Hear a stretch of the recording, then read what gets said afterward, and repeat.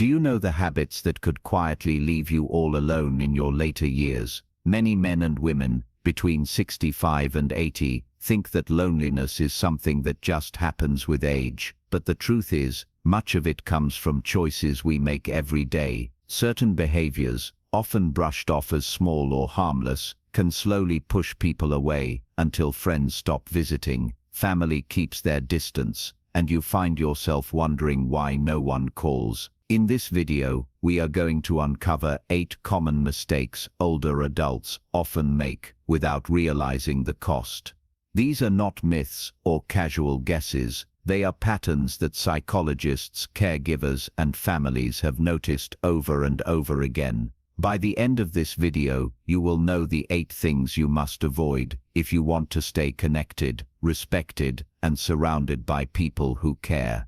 Stay with me until the end, because even one of these habits could be enough to make life lonelier than it has to be. And once you recognize them, you will be able to change course before it is too late. Now let's get started.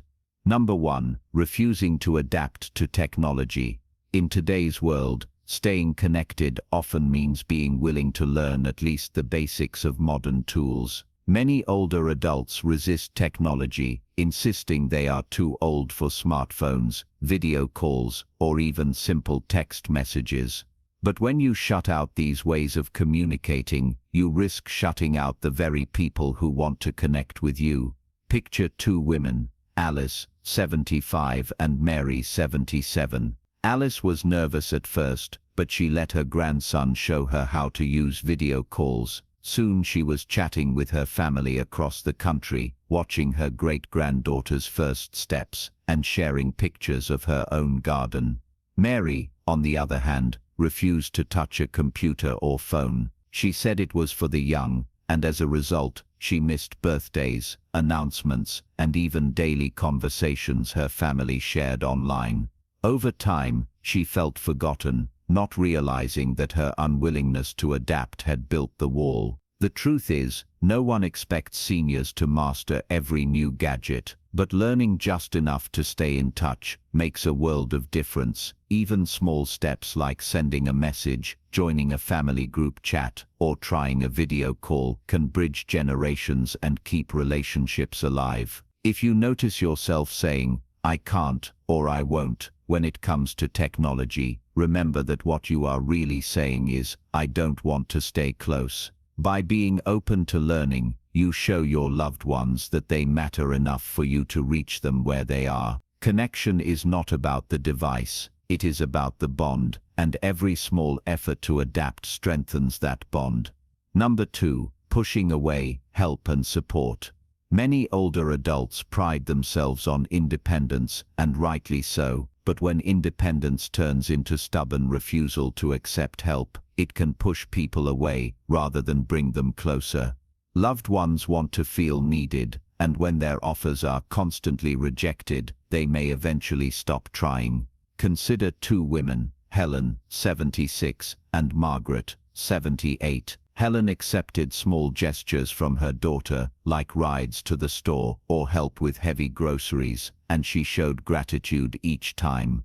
Her family felt valued and wanted to do more for her. Margaret, on the other hand, snapped at her son whenever he offered assistance, insisting she could handle everything on her own. Over time, he began to visit less often, not because he didn't love her, but because he felt unappreciated and unwelcome. Caregivers and families often say that the most painful barrier is not the burden of helping, but the wall built when their support is rejected. The truth is, accepting help does not make you weak. It shows humility, wisdom, and respect for the bond you share with others. By saying, "Thank you," instead of "I don't need it," you keep the door open for connection. If you catch yourself pushing people away in the name of independence, remember that receiving support is also a way of giving love, because it allows others to express their care.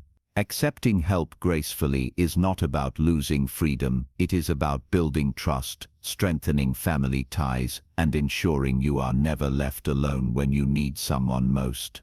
If you're still watching this video and finding these insights valuable, please comment number 2 below to let me know you're here.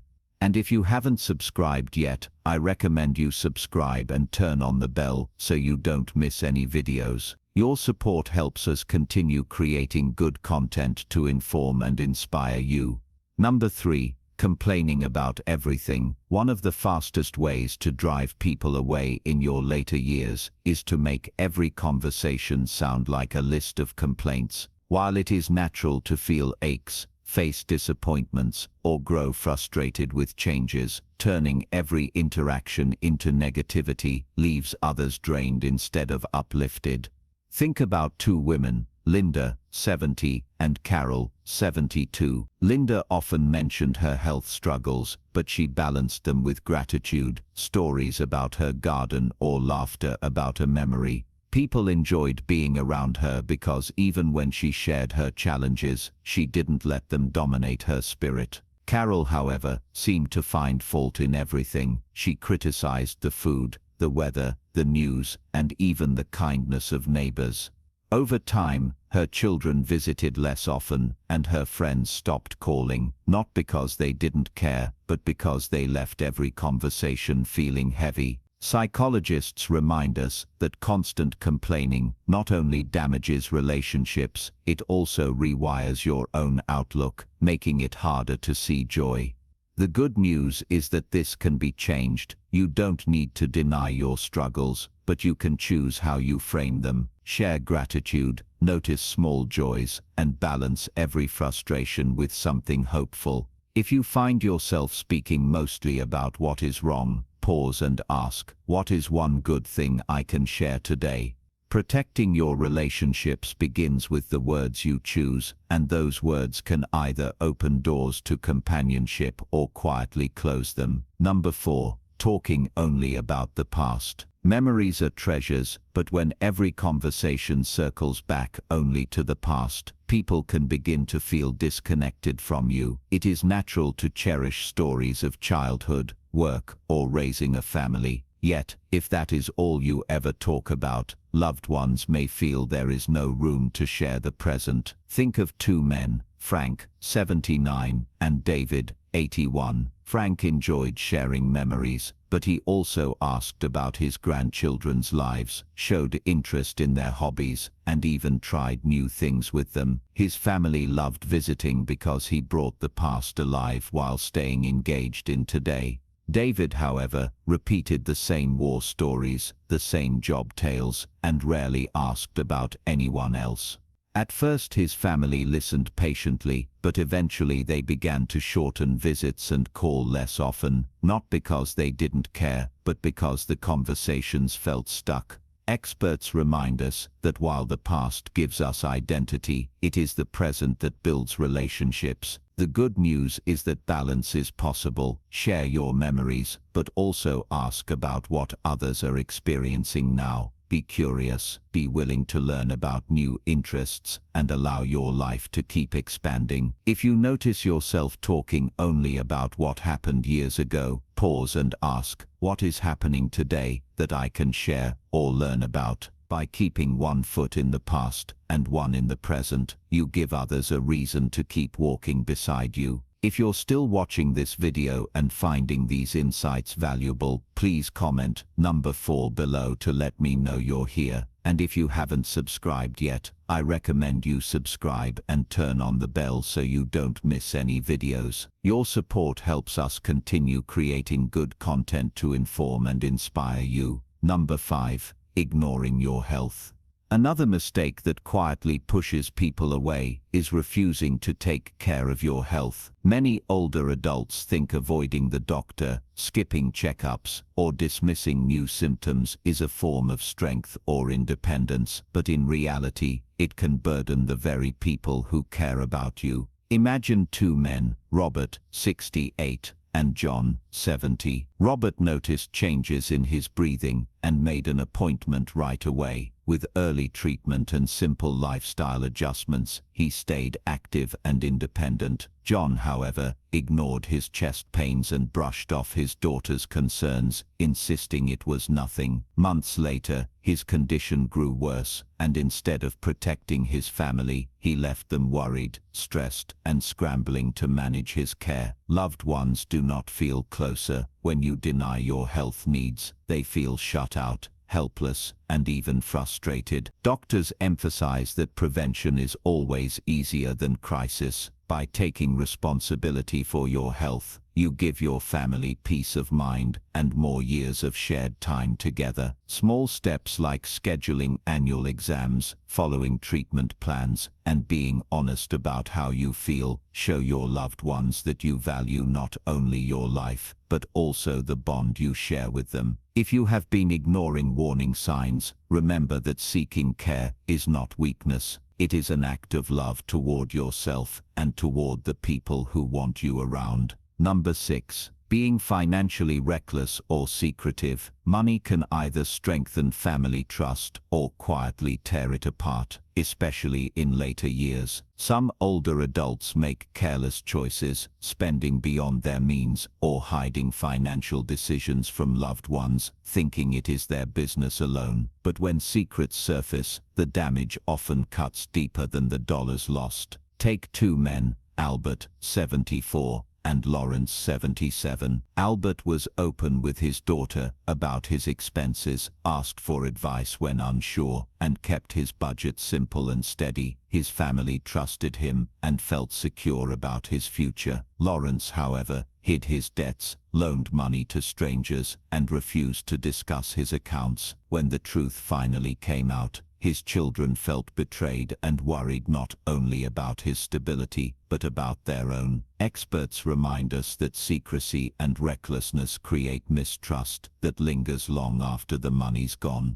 The encouraging truth is that financial stability at this stage of life comes more from honesty and planning than from wealth. Keeping records clear, asking for guidance when needed, and avoiding risky promises protect not only your resources, but also your relationships. If you notice yourself avoiding money talks out of pride or shame, remember that transparency is not about losing control. It is about ensuring your family can stand beside you with confidence. Protecting your financial integrity is also protecting your dignity, and it reassures those you love that they can trust you fully. If you're still watching this video and finding these insights valuable, please comment number 6 below to let me know you're here. And if you haven't subscribed yet, I recommend you subscribe and turn on the bell so you don't miss any videos. Your support helps us continue creating good content to inform and inspire you. Now, let's move forward.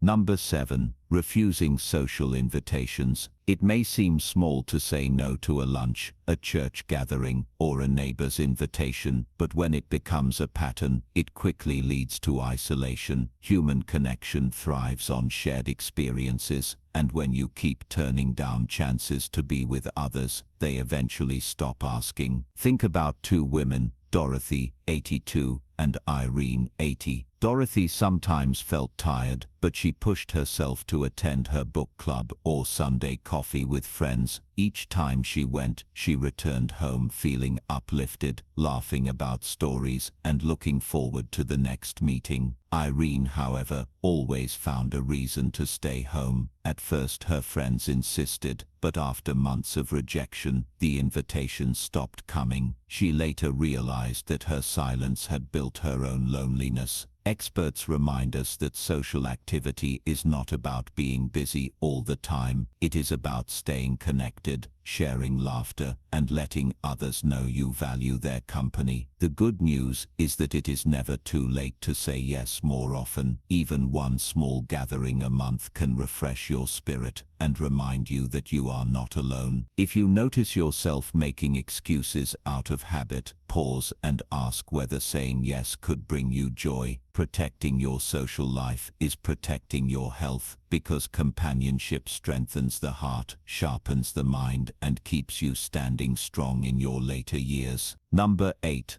Criticizing younger generations. One habit that can quietly drive away children, grandchildren, and even neighbors is constant criticism of the younger generation. While it may feel natural to notice differences in values, music, or lifestyles, always pointing them out in a negative way builds walls instead of bridges. Consider two men, Stanley, 83, and Paul, 81. Stanley enjoyed hearing his grandchildren talk about new technology or modern culture. Even when he did not fully understand, he listened with interest and sometimes asked them to show him how things worked. His family loved spending time with him because they felt respected and welcome. Paul, on the other hand, dismissed almost everything new, saying the world was going downhill and young people had no respect. Over time, his grandchildren visited less often, choosing instead to spend time with people who valued them. Psychologists explain that constant criticism can feel like rejection, making younger family members doubt their importance in your life.